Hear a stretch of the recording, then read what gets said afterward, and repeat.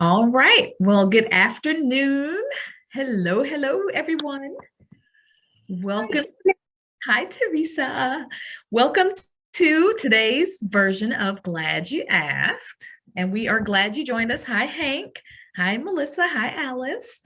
Good to see you all today. We've got some interesting topics and discussions to talk with you about today. And so, wanting to get started like we usually do with a few announcements first, and then we're going to have our topic of the day. And then, of course, we have just a few reminders of some policies and procedures that are related to the things that we're going to discuss. So, a couple of reminders. First thing, if you are a member of BACAR and Alamance, those dues are due. Your dues are due. Make sure you pay your dues. Remember that they do not do individual invoicing. So, just another reminder to get those dues paid if that is your board/MLS. All right. And so that's one reminder. A couple of announcements. So we've had a few agents wondering, how do I handle referrals? What do I do if I have a referral? If I have a referral fee coming in, if I have a referral check coming in. And so we've got some good news for you. There is now a place to put that specifically in Command. And so, Teresa, will you tell them what to look for in Command if they have a referral check coming in? Absolutely. So we now have a checklist that is in the listing and in the buyer section of Command. So when you go into Command and you're putting in there, creating an opportunity, once you create that opportunity, you'll be able to choose listing. If you referred something out, that's a listing, you can click on that. And in that drop down box, you will see at the very bottom, it says outgoing referral listing. Same thing after you create an opportunity in Command, and it's a buyer that you referred out. Once you click on the buyer portion of the opportunity, the buyer type or the opportunity type, once you click on that drop down list in the checklist, the very last one says outgoing referral buyer. So in that, you will need a copy of the referral agreement, the W-9, and what else did we put in there? What else did we put in there, Tiffany? W-9. Yeah, the referral agreement and the W-9 are the required documents. Yes. And the DA will be created. Based on a copy of the check. Mm-hmm. Right, and a copy of the incoming check. Yep. So that's there now. You'll be able to utilize that when you have a referral that you referred out. All right. So we just wanted to let you know that we have heard you guys and we were able to get that change implemented in Command. And you'll notice a few other updates in Command with your checklist and the types of documents that you need to have just to help make sure that you have a thorough checklist to remind you of the documents that you might need in your transactions, especially in light of this very interesting season that we're just coming out of and the new one that we're going into. So pay attention in Command and make sure that you get your documents for compliance in there so that you can be approved and have those checks released as quickly as possible. All right. So just letting you know, we did have that referral section added in now for outbound referrals for buyers and for listings. All right. Now, the next thing that we wanted to mention is making sure, I have 4 policies and procedures that we're going to review today. So again, all of your policies and procedures are in the white pages. They are the same policies and procedures that we released at the beginning of the year, but we like to do the reminders along the way in case there are some things that have been forgotten, and or in this case, we have policies and procedures that are related to today's topic, which is having a little bit of difficulty with clients. What do you do if you have clients that don't want to work with you? How do you handle that? What are you going to do about it? So we're going to have some interesting discussion there. We're going to talk about some things that are happening right now. But before we do, I want to go ahead and refresh or remind you of a few policies. These are short policies and procedures. I'm going to share my screen with you, and we're going to jump into these refreshers or reminders. All right, so if you can see my screen, give me a thumbs up. Can someone see policies and procedures? Yes. Okay, great. Thank you. All right, so we're going to review 4 policies and procedures today. We're going to start with number 36. Number 36 is about referral fee agreements. And so we just mentioned how you can now do this in Command. So I just wanted to review that procedure. So 36, all receiving or referring referral fee agreements, which, by the way, we have a recommendation of 10 to 30% of the agent's commission, must be in writing and filed in Command along with a copy of the W-9.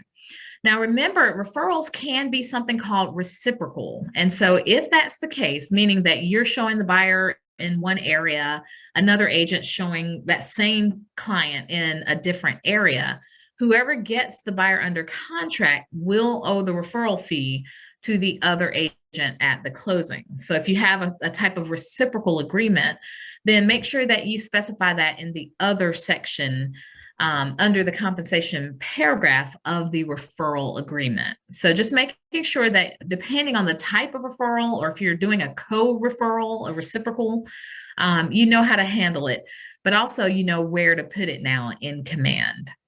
All right. The next one that I wanted to review with you is number 37.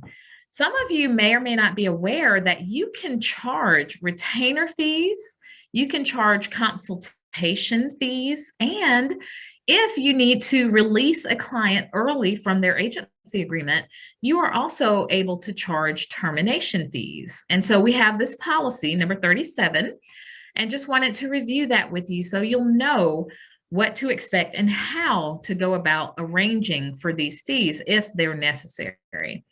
So retainer, consultation, and termination fees may be charged.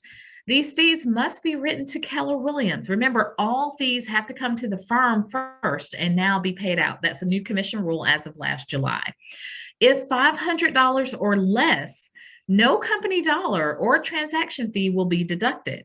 Okay, so keep that in mind. You will actually receive your entire fee if it's $500 or less, except for royalty. So if you have not yet capped on your royalty, that would be the only fee that would be deducted.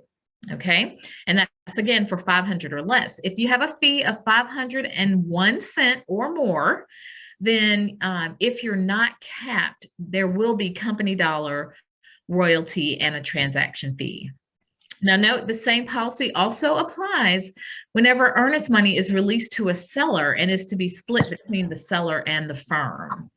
So this is a reminder for some, it might be new to others, but just letting you know how to handle these other fees if you have a transaction that does not actually make it to closing. All right. Any questions about those two before we do 2 more? All right.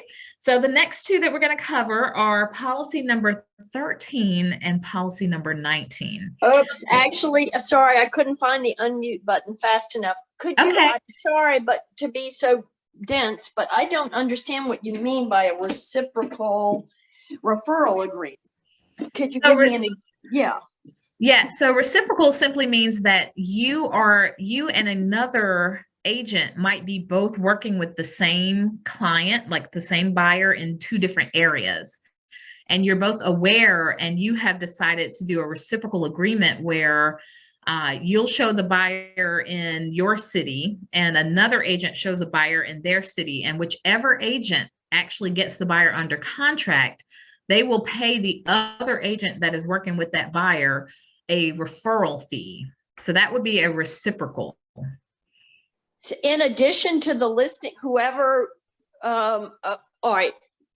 This would be for buyer. This would be in a situation with the Right, buyer. but The let's listing just doesn't say change. I and Joe Smith are both showing this client properties in different counties, but we were referred by we got the referral from a different agent. Okay. Right, that's what I was thinking, that there. I mean, it's not that I have referred this client to Joe in another county. We both got it. So in my example, it wouldn't be necessary to mention, right? I would. Correct. Okay. Right. So this would be in the case that you and Joe have this agreement with one another concerning this client. Okay. Okay. Thanks. Sorry. I just Sure. was not clear. Appreciate it. All right. Absolutely. All right. And so now we're going to just cover two more policies really quickly here. Again, really just refreshers, but policy number 13 and policy number 19. Number 13, customer service. We've talked about this previously, but good to be reminded. It is KW Central's policy that agents represent clients and the firm with professional conduct, which includes no profanity or threats, and responding to all parties in a transaction in a timely fashion, which we have defined, like the commission does, immediately, but no later than 3 days. We strongly advise agents to professionally communicate with and acknowledge all parties involved in a transaction, including clients, co-broker agents, attorneys, lenders, all service providers, in a courteous manner. Many potential claims and complaints could be avoided or resolved simply by responding. So we just wanted to remind and refresh you of that. We have had some complaints here lately that Teresa's going to share and talk about a little more detail as we get into our topic here. But just a refresher that a lot of the things that we're seeing could be avoided by being professional, by being courteous, or by simply responding. And so just a refresher of our company policy concerning customer service there. And last but not least, a refresher of number 19. We do have an exit policy. If you decide that you're going to part ways with Keller Williams Central, we want to make sure that you understand that there's a process to do that as well. We've had some agents that have left the company and did not know the proper procedure. And what that does is it causes a lot of confusion with the boards, with the MLSs, and even with the commission. And so it's a very simple process here. If you ever decide to leave the market center or transfer to another company, you will simply follow these guidelines. Step number 1 is to meet with your team leader and complete the exit interview and survey.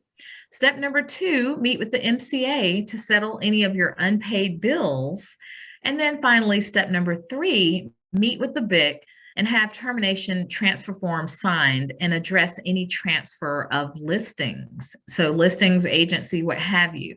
Now, these don't have to be in-person meetings. It could just be conversations, discussions, but there does need to be a touch with each one because each of these departments has different things that need to be done in order to settle accounts and to complete your transfer accordingly.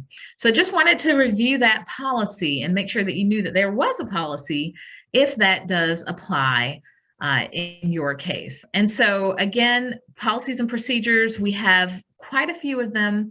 Most of them are very short, sweet, straight to the point.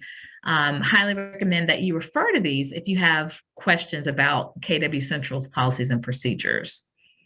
All right. So that's the end of that segment here. And then we're getting ready to jump into today's topic.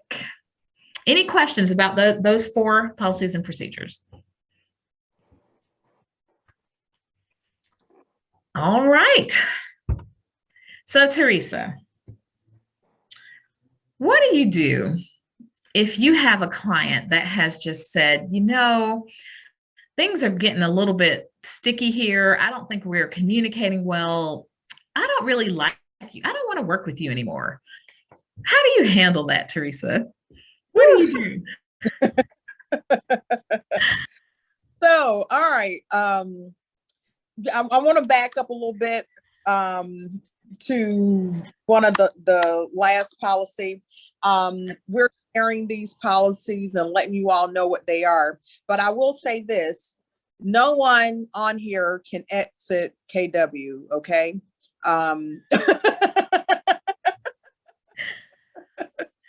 You're not allowed. Okay, I just wanted to put that out there. Yeah, we're really just going over policies. We love you all and want you all to stay. All right, and have very successful careers. Again, regardless of where you decide to do that, we hope it's here. But we really, and which is why we're talking about what do you do with these clients who says, I've had enough. So very touchy. Now, here's the thing. Once that client signs an agency agreement, be it a listing or a buyer agency, is it binding? And this is a question for you all. Is that binding? Is that agreement binding? Don't be afraid. You can answer. Okay. Alice says yes. I saw Sarah nodding her head. Yes. Okay. So that agreement, pretty much could you go to court and maybe win? Anybody? Alice? Oh, thank you, Alice. Alice is saying yes. All right, Alice. So here's the thing. It is a contract, yes, but not worth the trouble. Good one, Lisa. So here's the thing, or the money. You're right, Alice. So yes, it is an agreement. Turn them loose and say, Lisa, I love you, honey. And I'm getting so distracted reading the comments in the chat, so let me stop. Very good.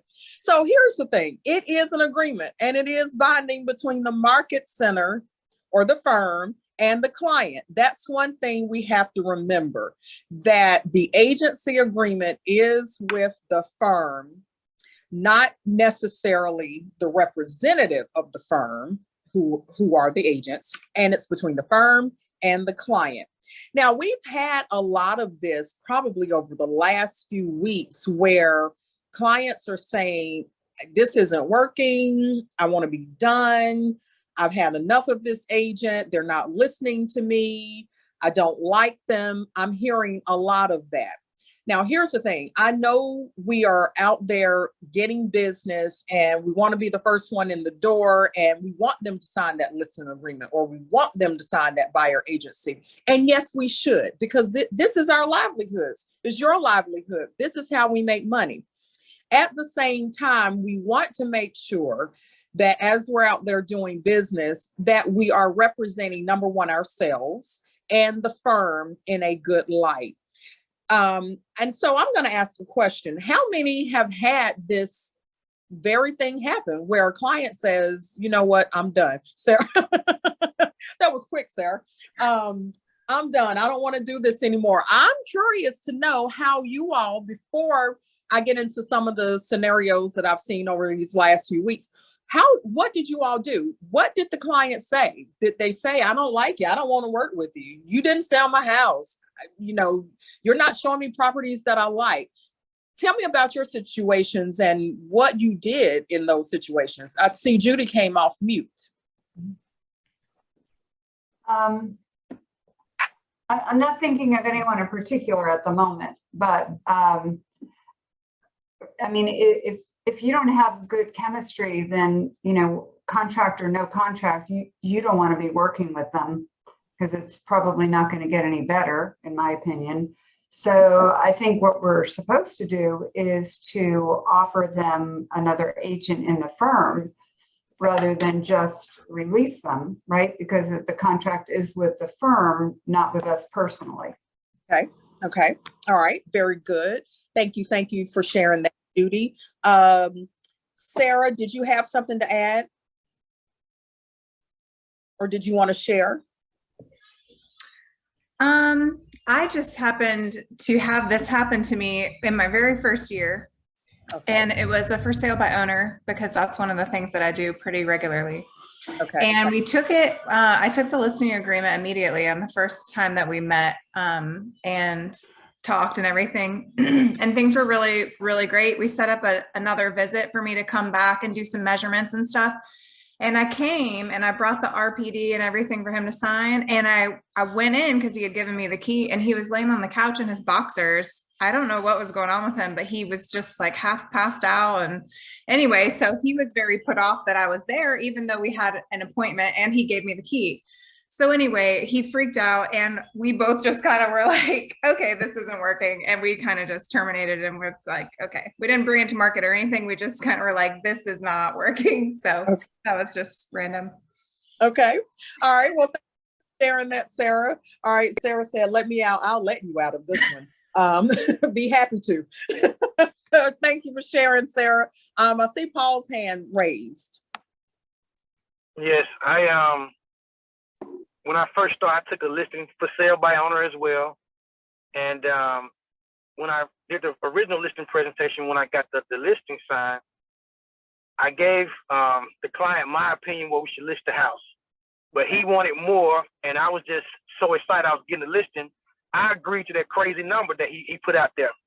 Okay. And then, we didn't get any offers. The offers we got was like a lot less than what he wanted for the house. And he wasn't making the house available to people to see the house and stuff like that. So it kind of felt like that I was chasing my tail with him. And he was upset that the house hadn't sold. So he said he wanted to terminate our agreement, which I said, okay, no problem. Then he listed with another Keller Williams agent and listed for the right price and sold it within a few days. So I didn't have a problem with taking it off, Right. Wow. Well, thank you for sharing that, Paul. And sometimes, we are zealous in our efforts to obtain clients, and especially new in the business. Once you are newly in, I had a similar thing happen with me when I was fresh in the business. Just so happy to get a listing, just happy, excited. And it didn't sell, and I wasn't well versed, didn't have scripts or anything, or the seller called me in and was like, you know what, my house hasn't sold, you're not telling me what to do. I didn't know what to do. I wasn't trained well. And so the seller ended up requesting the termination, and of course I did that. So I don't know. And maybe there are some agents that have not experienced this, but if you've been in business any length of time, you've run across some type of thing where it just didn't work. Thank you for sharing, Paul. Cindy, do you have something to add? So I've actually taken over 2 listings in the last 5-6 years. I've actually taken over listings for the firm where the communication was not good with that first agent. And even though I didn't have to, I made sure, I thought it was the right thing to do, was pay them a referral fee. Like because they started it with that person. So I pay, and they didn't want me to, but I said, that's the way I do business. So, and she told me, oh, they're not going to paint, they're not going to do anything. Well, they ended up doing everything I asked them to, and we sold the house very quickly. Wow. And I got a referral on where they were going in Texas. So, and that was one, I can't remember the other one, but I've taken over a couple of times. I've never had one taken away from me. Okay. But it depends. I mean, the BIC decides on who from the firm would be the best person for that client. So, I mean, at least we can, but if somebody didn't want to hire me, I would just, and I know the firm has to release it too, but if it's in the best interest of the firm, then sign off. Yeah. I mean, honestly, if they're not going to work with you. So yeah, that's just my 2 cents. Okay. Well, thank you for your 2 cents, Cindy. It's worth more than that. So thank you for sharing that. Anyone else care to chime in or share an experience? Before I, oh yes, ma'am, Sarah. I had another one. Okay. And this was a listing. It was my very first listing, and it was a co-listing with another agent in our firm. And the seller, she was also a for sale by owner. And we had some trouble with Zillow. We had put her listing on Zillow, and Zillow was not reflecting accurately as the way that we had put it in. I don't remember what was happening, but there was some issue there. And she was very, very caught up about the Zillow Zestimate that they had on there, which of course we have no influence over. And I'll make it very brief. We had actually taken this one to market, me and this other agent. And this seller was just so out of line. She would call us screaming at us about this Zillow's estimate. And we tried our best to talk her down. And of course, I was new. So I was like, is this what this job is? Is this what my life is going to be? Because I can't deal with this. But anyway, we did end up terminating. I think you remember that one, Teresa. Yeah, that was not long after I had been here, I believe. And then she tried to get Teresa to work the listing instead of us. It was a mess, but we terminated that one. Exactly. I forgot about that one, Sarah. So thank you for bringing that one back up. I did forget about that one. Yeah. So when it comes to clients, and you've all hit it on the head, do we really want to continue working with the client that doesn't want to work with us? And there are times when we want to fire clients, don't we? Yeah, let me get rid of this. I get rid of you. So when a client does not want to continue the relationship, the one thing that I do as the bid currently, I always want to hear when a client calls me and they're explaining their side of the story. I don't take what they say as 100%. I'm not saying they're not telling the truth. I have to hear from the agent. And I need, because there are really three sides, right? The both party side, and then what they say the truth is there somewhere in the middle, because we all perceive things differently.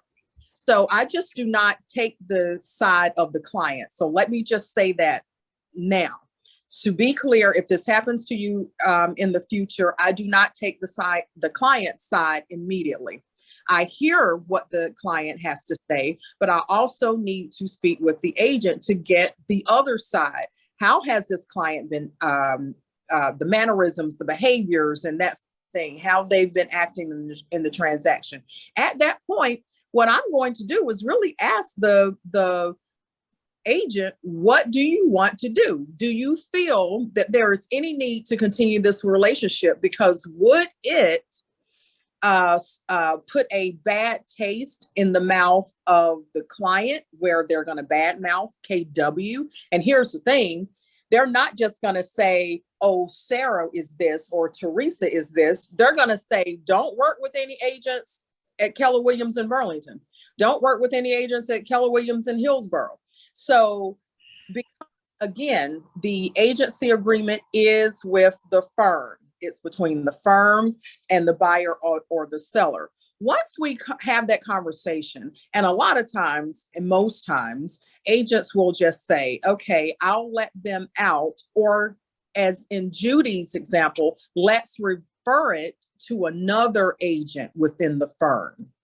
And the reason why I want to speak with that client is because I want to see what type of demeanor and personality that they have. And although I may not know every single agent on a personal level, I pretty much know or have some idea. And plus I'm going to ask around team leader, OP, about certain situations, or even other agents. Who do you think would be a good fit for this particular type of client? And in the situation, like Cindy said, what we try to work out is that a referral fee is paid to the agent who started the relationship, or who actually brought the client and got the agency signed to begin with. So just be very mindful when clients are not satisfied or happy. They don't have to leave the firm altogether. It can be referred out to another agent within the firm, whether it's someone in the Burlington, Mebane, or Hillsborough office, because we're all one market center.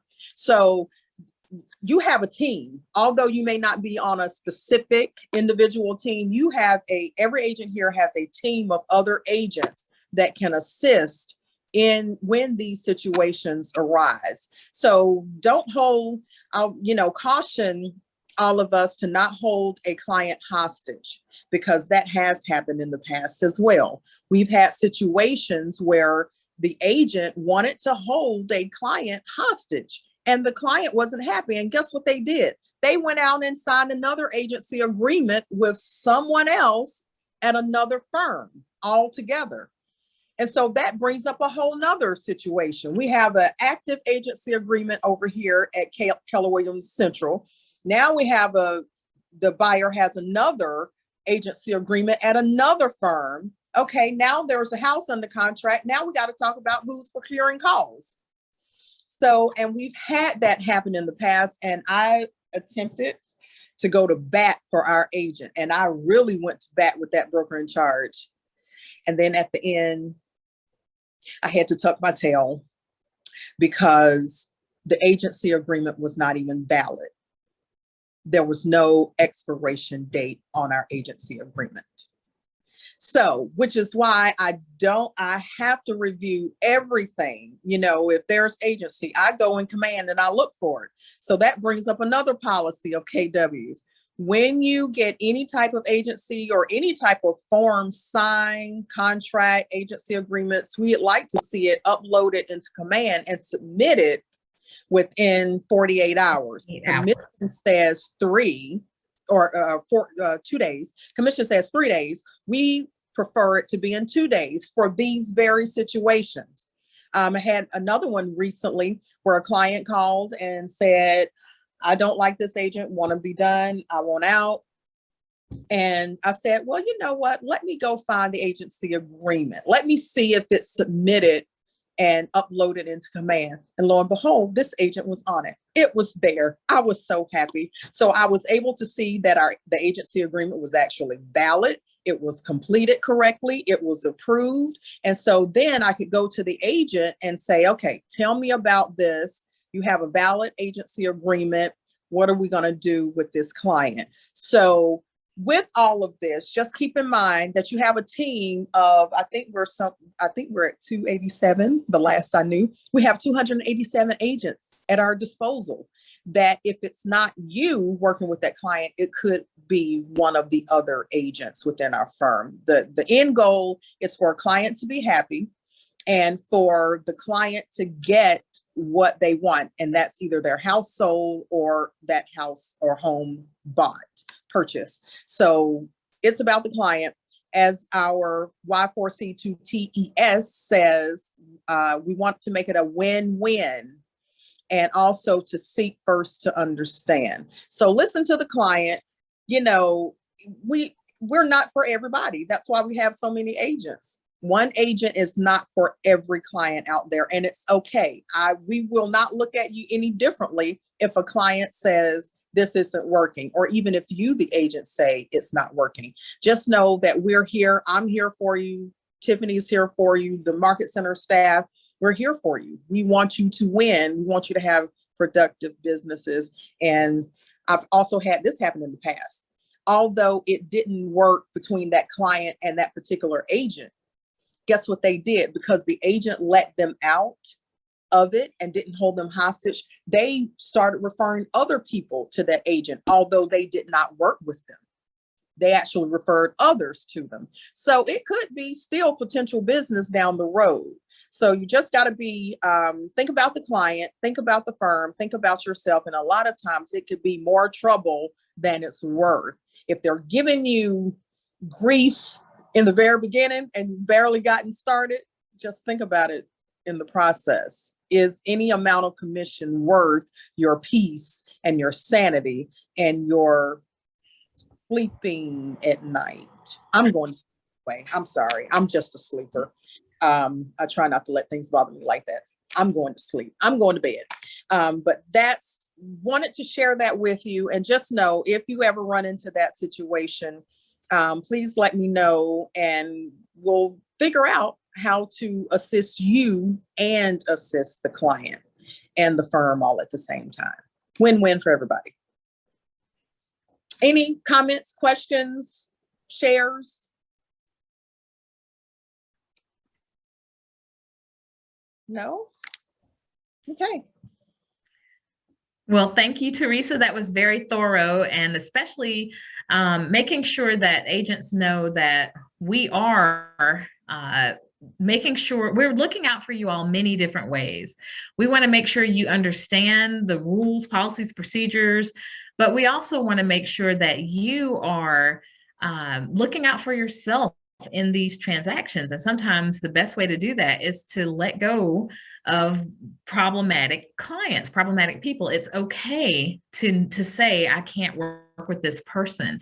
And if the firm has to completely release them, if we decide that's the best option, that maybe nobody can work with this person, just letting you know that that is an option, and how to actually bow out gracefully, if you will. We want you to know that termination fees are allowed to be charged. Your time is worth being compensated for, so you don't have to just release and sign off with nothing in hand. You can come up with and negotiate a termination fee for yourself as well. So we wanted to remind you that that's a possibility, termination or consultation fees, and that sometimes a transaction will not end in a closing, and that's not the end all be all.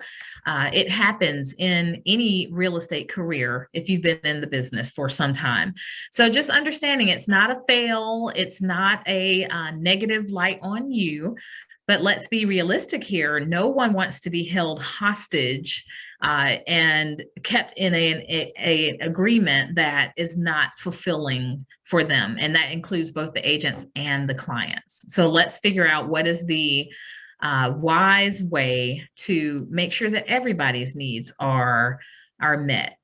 All right. So again, we've had quite a few issues just here lately, and so we thought this would be a valid topic to discuss. But as we always do, if we ever have time, we always want to open up the floor to you all for any questions that you have in a transaction. What's going on in your business right now? What's happening? Do you have any questions that others could also learn and benefit from? So we're opening the floor to you. What's going on in your business? What you got?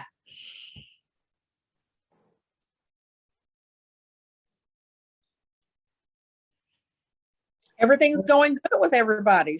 I was gonna say, this is great. Happy summer, right? Everybody's having perfect transactions. Woo! Teresa, we're doing a good job. I don't know. Maybe they're holding out.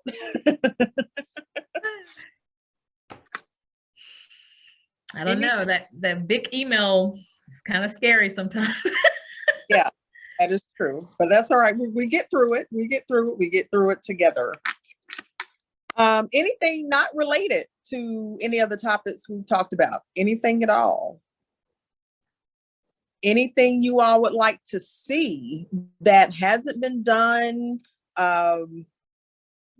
Any requests or suggestions? How can we do things better?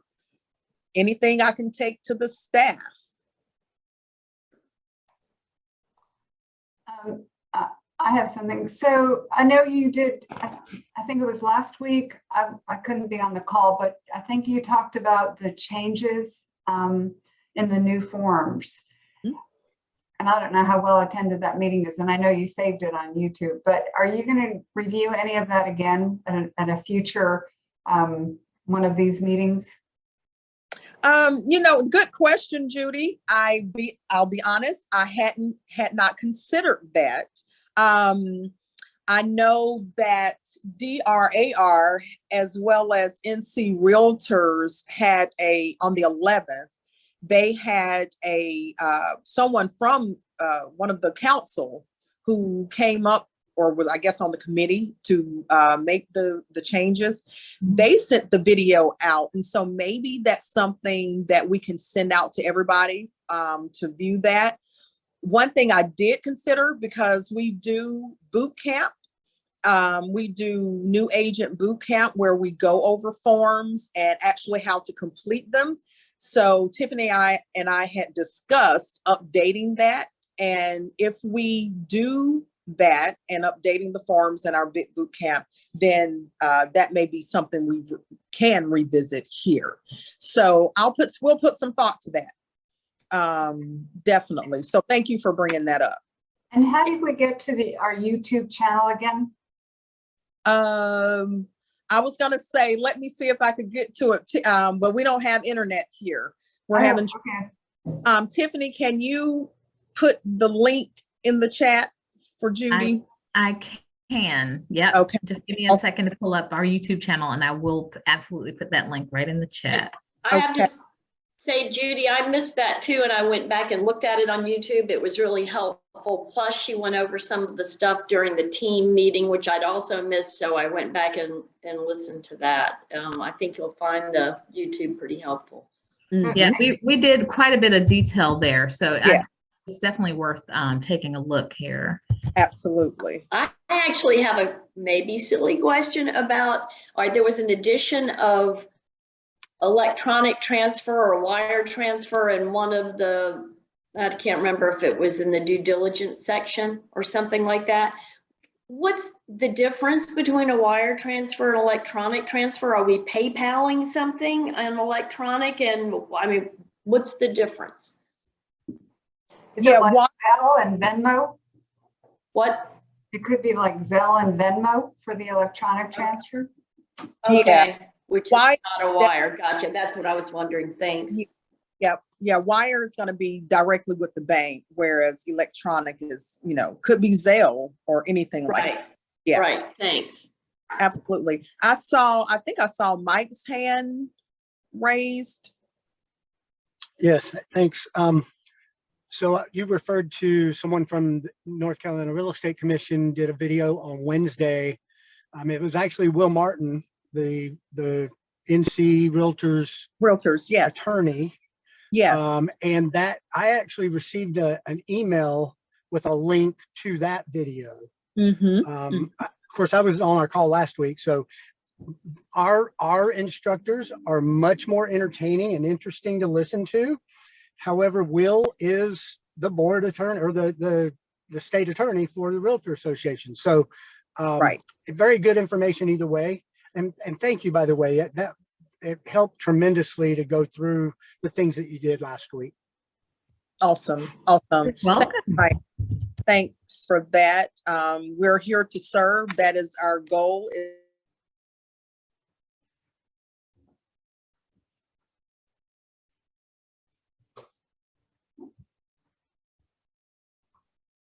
Did we lose Teresa?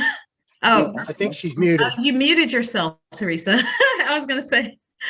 I tell you, me being on this phone is okay. Can you hear me now? I'm sorry. Can you hear me? Yes. Yes. Okay. All right. Yeah, it's our goal to assist and help and, help you grow, help ourselves grow, be educated. So yeah, there was a video that they did that I think would be extremely helpful. And they told why they made the changes as well. So it's always good to know why and to have that. Happy Thursday, everyone. Hello. Thank you. That was me. Sorry, I found the video, so I was just trying to get the link so I can paste it in. Okay. And it actually started playing. Imagine that. Okay. All right. So yeah. So here's the link for everyone. I'm pasting it right now. That's to the actual forms review that we did just a couple of weeks ago. So highly recommend that you do take a look at that particular video so that we really try to capture the big changes that should impact you right away. And then, of course, we always recommend that you closely read and review the new forms so that you can explain them to your clients.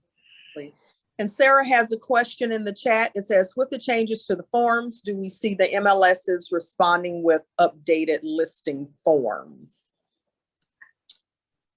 And Sarah, do you mean the forms or the setup in when we're inputting information in the MLS? Yeah, I was talking about some of the new spots that we've got to fill in. I was wondering if the MLSs are going to add that as something that's already provided instead of having to communicate directly with the listing agent to get the information to put into the offer. You know what I mean? Usually it's already there. You know what I'm saying? I see. That's a good question. And I don't know. I have not heard, yeah, I have not heard anything about the MLSs making those changes. So remember, they're all different organizations. So we got the realtor boards. Sometimes the realtor boards do have some relationships with MLSs, but then there's several different boards, several different MLSs. I have not heard any talk about any changes for fields to relate to the form changes recently. So I doubt that we're going to see that anytime soon. Right. Is anyone handling that in any way other than just reaching out directly to the agent and having to wait for their correspondence? I guess that's right now, that would be the only way, to get that kind of information is to, just reach directly out and see if now, if you're the listing agent, you could preclude some of that by having a document already, with that information, just to be helpful, or even disclose it in the listing. Yep. But yeah, if it's not there, you're gonna have to reach out. Yeah. I mean, I'm curious, what is it that Sarah's asking about? Because I'm going through my brain trying to think what's not being requested in the MLS. Fuel tank. It's about the propane tank. Yeah, the fuel. It's updated in the offer, but you can't check anything. And if you don't know anything, it's not pre-populated if you fill out the offer to purchase. Gotcha. It doesn't pre-populate. You have to know that information. Gotcha. Yep. And I want to say, I know that y'all are going to do a session with an appraiser, and I'm so looking forward to that. I hope it's not on the one day I'm flying out of town. I just record it just in case. But I can't ask questions. I just spent about 45 minutes or better on the phone with an appraiser who gave me was so helpful, and I learned so much for the listing that I just did in Durham. And he basically did an appraisal for me without it being in writing, which was awesome.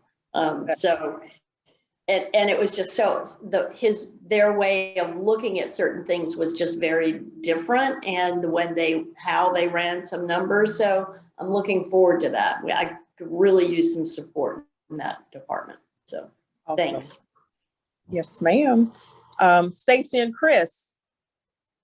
Yes, hi, how are y'all doing? Quick question. We have a client that's putting in an offer for a foreclosure, and the bank has their own addendum as is addendum. So they're not providing, of course, the RPOs or the MOGs. I'm just trying to figure out what should we be checking on that, because buyer has not technically received the North Carolina residential, but they did receive. So should we be doing the exempt one? Yes.